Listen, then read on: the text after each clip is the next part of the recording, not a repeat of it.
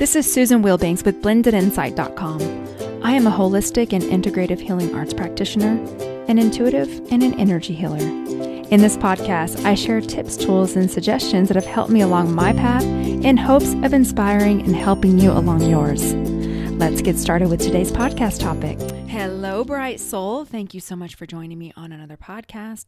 I am coming to you from a sunny, beautiful day here in Colorado. I got up early, I meditated, I did my spiritual practice, I went to the gym, had an amazing workout, came home, foam rolled, stretched, showered, did all those things, and now I'm going to sit here and spend some time with you, and I'm super grateful for it.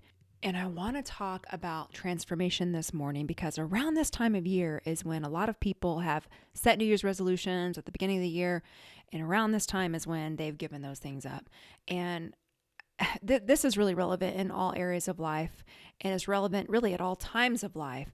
And it's something that people don't want to hear, but it's important if you actually want to transform and grow.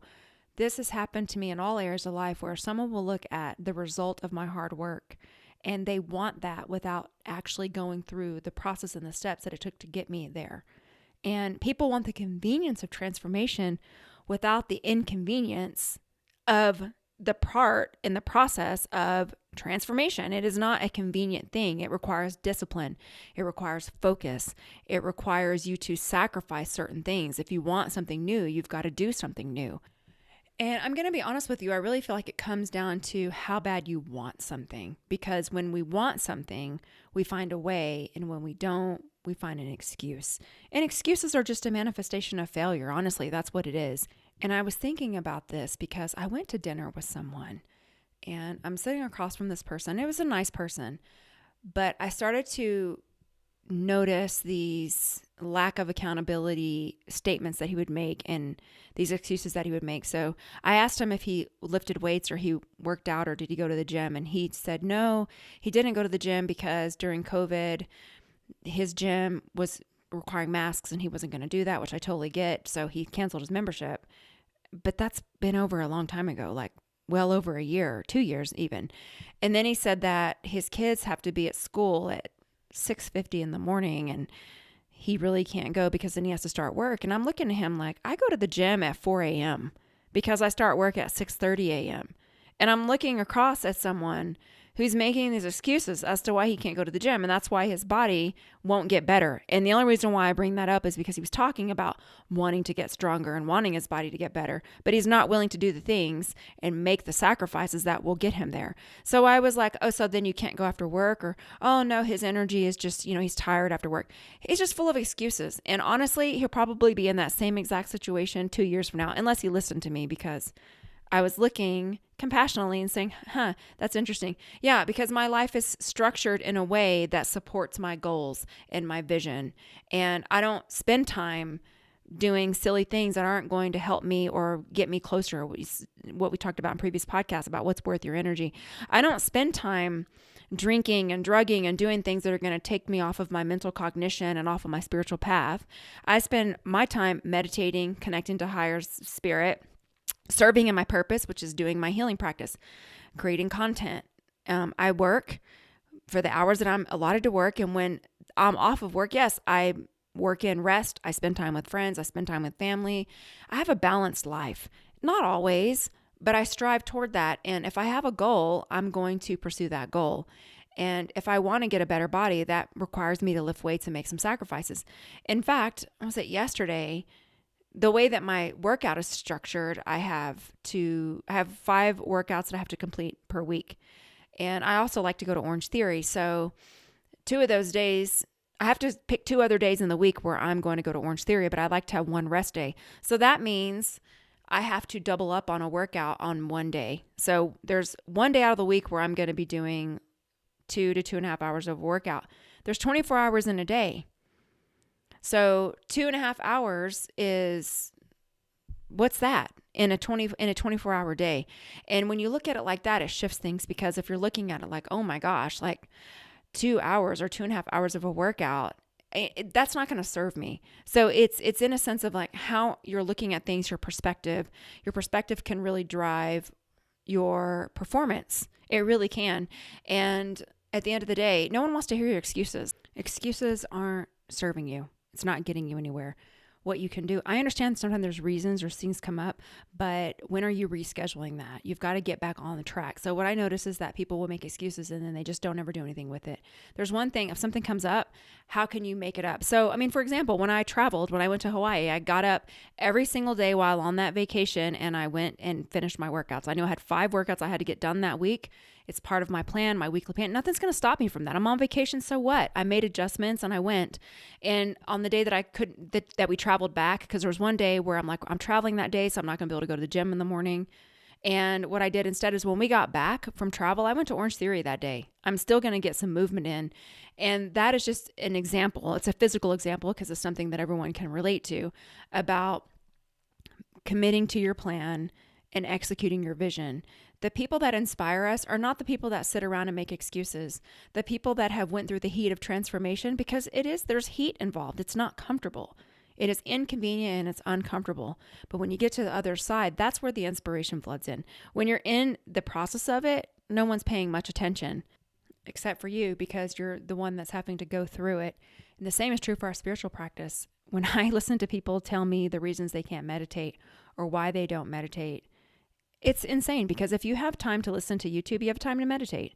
If you have time to listen to a podcast, you have time to meditate. If you have time to check TikTok or social media, you've got time to meditate. It's really what you prioritize based on what goals you're trying to achieve and where you place importance.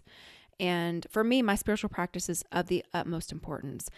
I was in that realm before I came here. So my spiritual practice and my spiritual realm is driving my physical body and my physical direction. And so that is a non-negotiable, my spiritual practice. The other thing that's a non-negotiable for me is sleep. I have to sleep to recover my body, to regenerate, to feel my best, to do my best at work. I have to sleep. So that's a non-negotiable. And then my exercise, taking care of my physical body. I live here. If you don't clean up the house that you live in and take care of it, it really throws everything off. And I feel like my body is my physical house. This is what houses my soul. It's no different than having an uncluttered physical environment. Clean the clutter, get rid of things, make room for new stuff.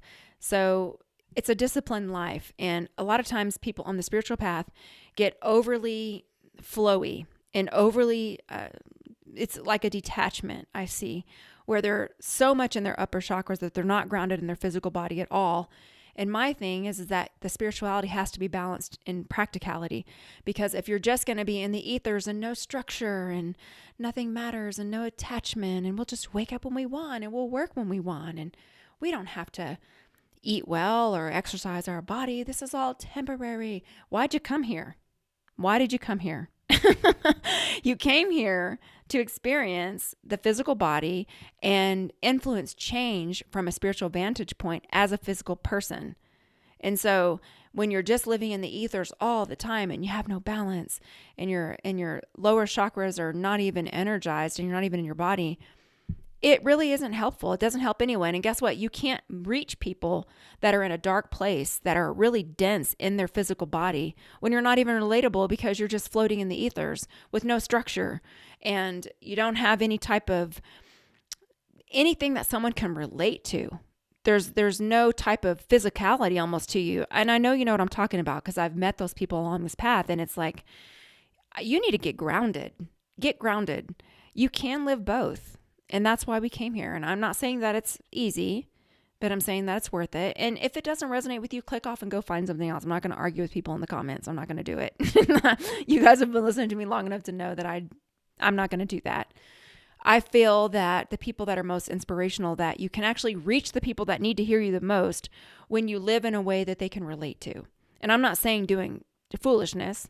I'm saying the discipline, the drive, the focus, the vision with the spiritual connection. So the spirituality is embodied inside your body and it's glowing in your body. That radiance that comes from being connected. It's a heart-centered place. And I know you know what I'm talking about. You meet people, you just feel their energy is just so vivacious and it's so attractive. It's magnetic. You can feel the positivity just oozing out of their pores. That's a person that's walking in the light. And when you're walking in the light and you're doing all the other things with your discipline and your drive, that is someone that can really change the world. But it starts by changing yourself. And what do? Discipline. Discipline is a practice. It's a practice. It's a muscle. It gets better over time the more that you use it. And I'm not going to harp on this anymore. That's all I wanted to share today. And we can go into a healing so you can uncross your arms and legs and focus on your breathing.